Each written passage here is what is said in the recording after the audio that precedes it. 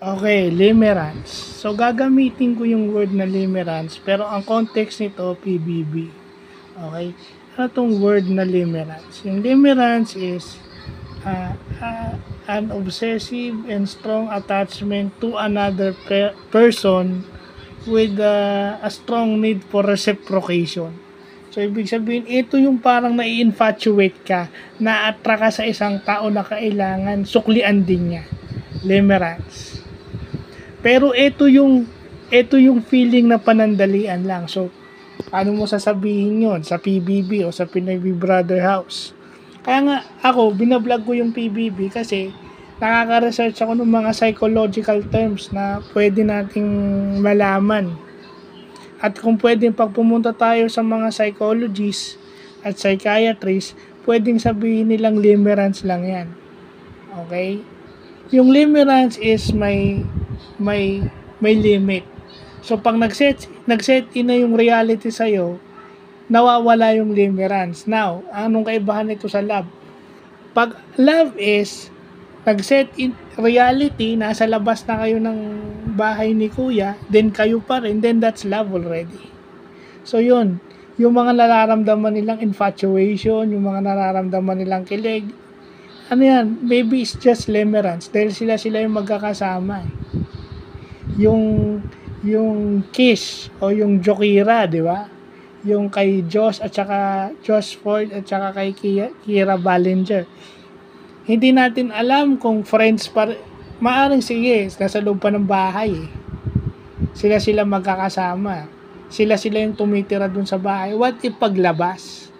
Okay? Kaya di ba, maraming na-disappoint. Sasabihin nila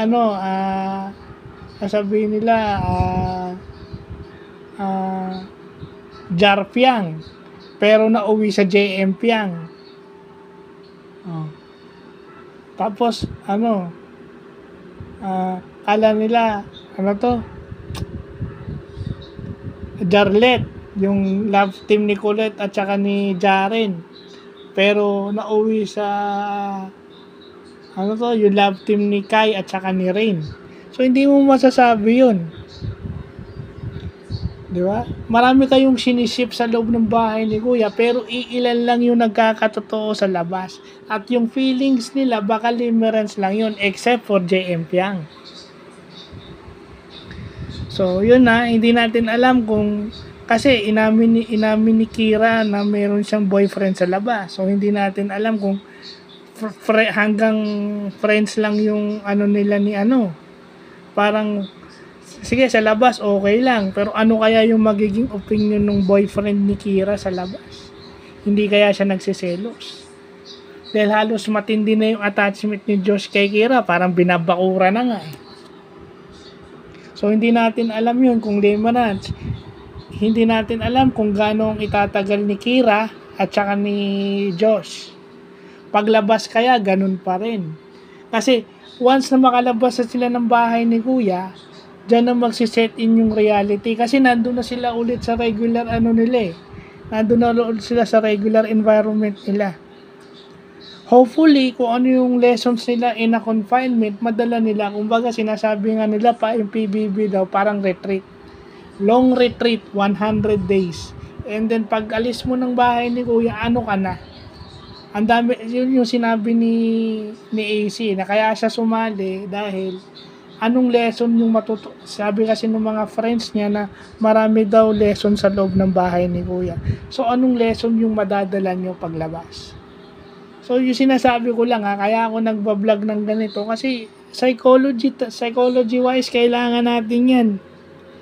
At yung baka mga ini-edit, yung limerence kasi nagpapadala tayo sa kilig eh. Pwede nating i-apply semi. Hindi naman totally, but a part of it, pwedeng limerence. Kinikilig tayo sa kanila, pero hindi natin alam. Di ba? Tapos bigla nyo lang sasabihin, move on. Di ba? Pag alam nyo hindi nagkatuluyan sa labas, sasabihin nyo, move on. Oh. Hindi eh. Ito na lang tandaan nyo. The moment na in-Instagram na yan or Facebook na yan or inilagay na yan sa TikTok,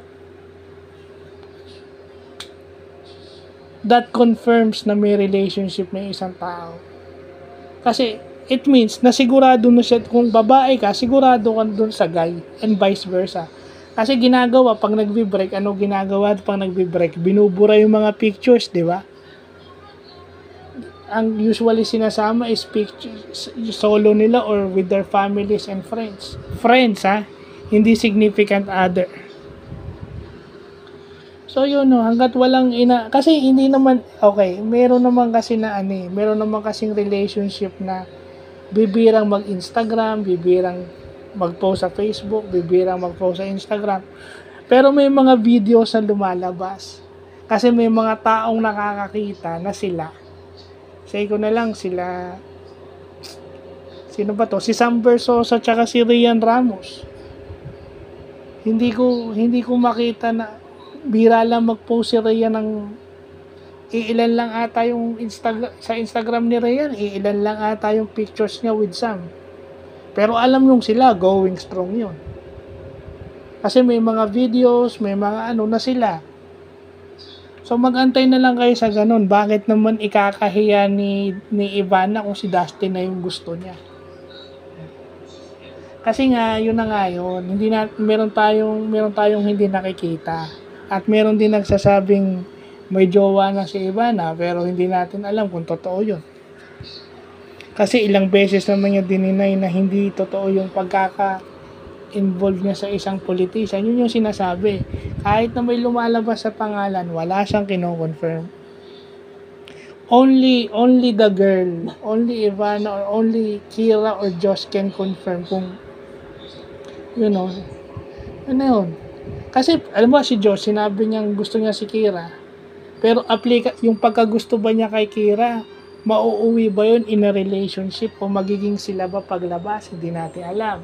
Kasi marami na rin ng nasirang relasyon dahil dyan sa PBB. So, hindi natin alam yung limerence kung magte-turn yan sa love. So, yun lang po.